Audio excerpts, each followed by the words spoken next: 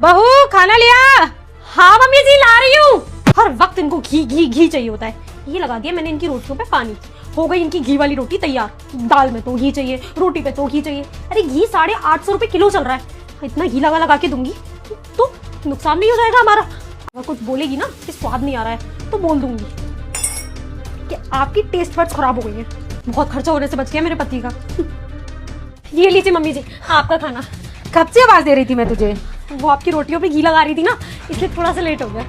पर बेटा ये तू क्या गीली प्लेट में रोटी रख के लाई है? ये रोटियां तो सारी गीली हो रखी है, देखियो। नहीं माँ जी गीली नहीं है, वो घी में तरातर हो रखी हैं, इसलिए थोड़ी सी गल गई होंगी। आप खा लीजिए। देख तो रहा नहीं है।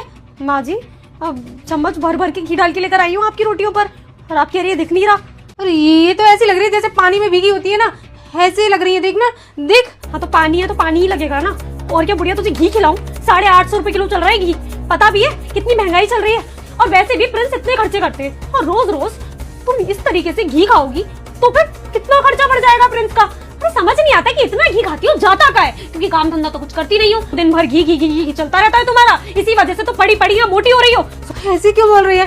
और रोटियों में घी लगता ही कितना है। और वैसे भी ना मेरा बेटा पैसे कमाता है, तू कमाने नहीं जाती है। वो मेरे पति हैं, और शादी के बाद में ना बीवी का हक ज्यादा होता है। वैसे भी मुझे पता है कि वो किस तरीके से इतने सारे खर्चे मैनेज करते हैं। तुमको तो कोई मतलब है नहीं, बस अपने बेटे का यहाँ पर खर्चा बढ़ाना है। हर वक्त खाना खाना खाना लगा रहता है। घी चाहिए घी, दाल में तो घी चाहिए, रोटियों पे तो घी चाहिए। जरा एक ज्यादा घी से पड़ लाना बहू, मुंह जला दो बस, फर्क पड़ता नहीं है कि कितना खर्चा हो रहा है। सुनो ऐसा है, ये मिलेगा कि खाना है खाओ वरना रहने दो। मैं अपने बेटे को बताऊंगी ये तेरी हरकतें जो तू मेरे साथ करती है। अच्छा, और फिर मैं भी बताऊंगी कि किस तरीके से आपने मुझे दहेज के लिए थप्पड़ मारा।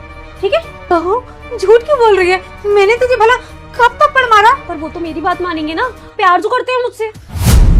नहीं माँ, इसको तो ये लगता है कि ये घर में कुछ भी करती रहेगी और इसकी सारी मनमानी हमारे घर में चलेगी। तो पति कहता है तुम मुझे देखकर शौक हो गई होगी कि मैंने ये सब कैसे देख लिया, कैसे जान गया और कैसे रुक गया। मैं तो ऑफिस जाने वाला था। दरअसल मैं तुम्हारे बारे में उसी समय समझ गया कि तुम मेरी माँ के साथ ऐसा कर रही हो, जब तुम घी रोटी में लगा रही थी और उसके साथ साथ पानी भी लगा रही थी। और तभी माँ ने आवाज लगाया कि खाना लाओ, तो मैं समझ गया कि तुम मेरी माँ के लिए ऐसा हरकत कर रही हो ताकि मेरी माँ खाना ना खाए। लेकिन जो कुछ भी हो, तुम्हारी सच्चाई मेरे सामने आ गई है। तो पत्नी कहती है ऐसा कुछ भी नहीं है, मैं तो तुम्हारी भलाई के लिए ही ऐसा कर रही थी, क्योंकि घी महंगा है और माँ रोज खाती है और इनका तबीयत भी खराब हो जाएगा, इसीलिए मैं ऐसा कर रही थी ताकि माँ की तबीयत खराब ही ना हो। तो पति कहता है इसमें माँ की तबीयत खराब होने का सवाल कहाँ से आ गया? माँ जरूरत के हिसाब से ही घी खाती हैं ताकि उनका तबीयत खराब ना हो और उनका सेहत भी बना रहे। फिर इसके आगे पति ने अपने पत्नी के साथ कुछ ऐसा कर दिया जिसे देखकर आपके होश उड़ जाएंगे, बट उसे देखने से पहले अगर आप इस वीडियो में देवों के देव महादेव को देख रहे हैं तो इस वीडियो पर लाइक करके चैनल को सब्सक्राइब कीजिए। आने वाला दिन आपके लिए शुभ होगा। पति कहता है जो मेरी माँ का इज्जत नहीं कर सकती वो मेरे घर से निकल जाए, और पत्नी को घर से निकाल दिया।